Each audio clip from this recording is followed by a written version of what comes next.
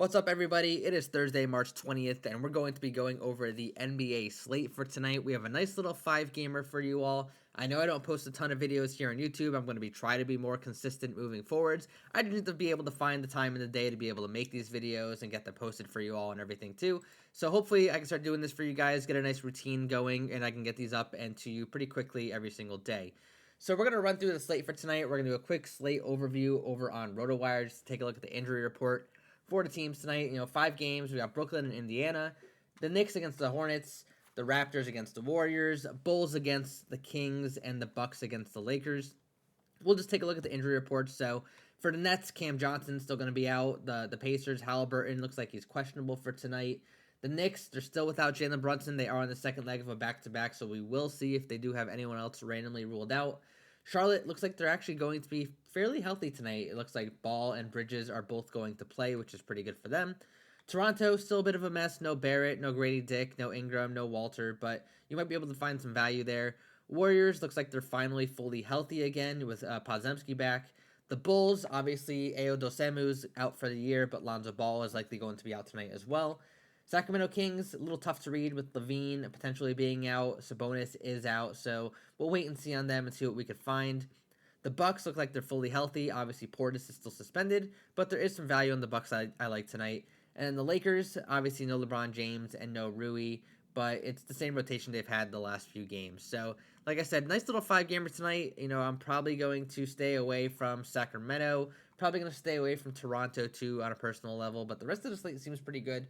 These teams are pretty easy to read from here. So, I'm going to head over to Outlier, and we're going to focus on some of my top plays for today for this video. Just going to highlight 4 of them. If you want to see all of them, join the free Discord server. The link is in the bio below, and I think I'll put it in the pinned comment below too. It's free to join. I do have a paid section of the server where I post a full written article of all of my NBA player props every single day. My record since February 1st is 144 wins, 98 losses, and 12 pushes. So we've had a really good run over the last month and a half.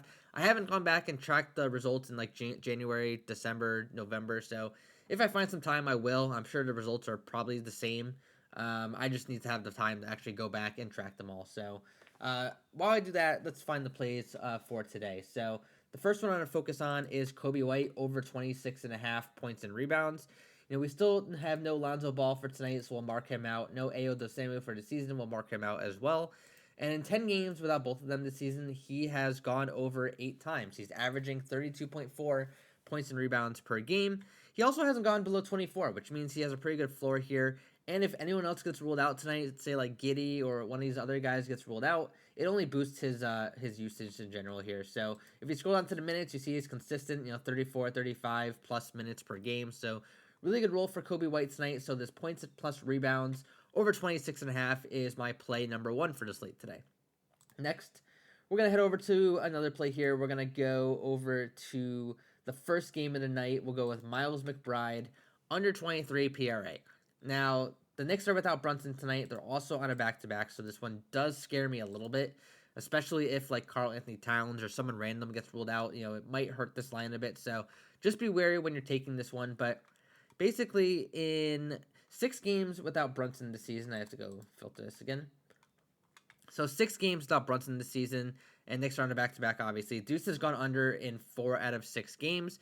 But basically, he needs to have a very efficient shooting night for him to go over. You see, in the 2 games he went over, he shot 8 of 17 and 7 out of 11. Whereas the other 4 games where he went under, he shot basically 35% or less. So what I'm assuming is basically he needs to shoot 45% or more from the field to be able to go over his PRA, because obviously most of it is boosted by the points. He'll get some assists, he'll get some rebounds, but the majority of his output is from scoring. So if he's not having a super good, efficient shooting night, I think he's probably going to go under this number. So under 23 is a play for me on Deuce McBride. It might be Miles McBride, depending on the book, or Deuce, so just be on the lookout for that. So next play I want to touch on really quick for you all is on the Bucks and Lakers game. This is a play that I've actually been on for a few games here, and the value is just still there. I'm not really sure why the line is still what it is, but Brook Lopez over 12.5 points and assists. You see, last 10 games without Portis, you're only seeing like 5 out of 10. But if I filter for the full year, he's gone over in 14 out of 21 games without Bobby Portis this year. If I filter it down for just away games, he's gone over in 8 out of 10 averaging 15.6 PNA, which is over to 12.5. And I'm honestly shocked that this line is so low. You see the other game, he had 28 PNA against the Lakers. If I go back to head to head, his last game against the Lakers, looks like last week or so, he had 28 PNA. So really good spot for Brook Lopez tonight. I think it's just a smash spot. I've been on this the last few games, been cashing this pretty well. So I'm just going back to the ball on it. I assumed this number would have been like 14.5 or 15.5, and when they came out with 12.5, I was shocked to see it. So we'll ride it. We'll see if we can keep it going.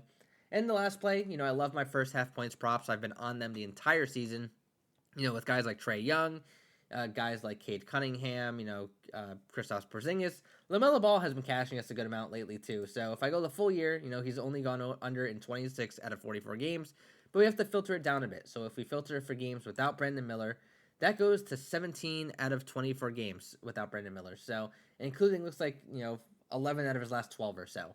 So very good spot for that LaMelo Ball under first half points. It's been really strong on pretty much all of these books all year. Not just LaMelo Ball, but like all of the first half points props in general. So hopefully you guys like this quick rundown. Like I said, I post a full write-up in my Discord server every single day. That is behind a paywall. It's on OddsShopper Tales, but if you are interested in a 7-day free trial or any sort of free trial, just reach out to me and I can get you a promo code for that too. But, the best place to be to see all my plays and to see me active all the time is Discord. I'll try my best to keep these going on YouTube as much as possible, maybe 3 or 4 videos a week for you guys if the slate is a quick one and if I have a pretty easy day, an open day where I can record these for you. But, best of luck on your plays tonight. Hopefully we can cash some slips, and thanks for watching.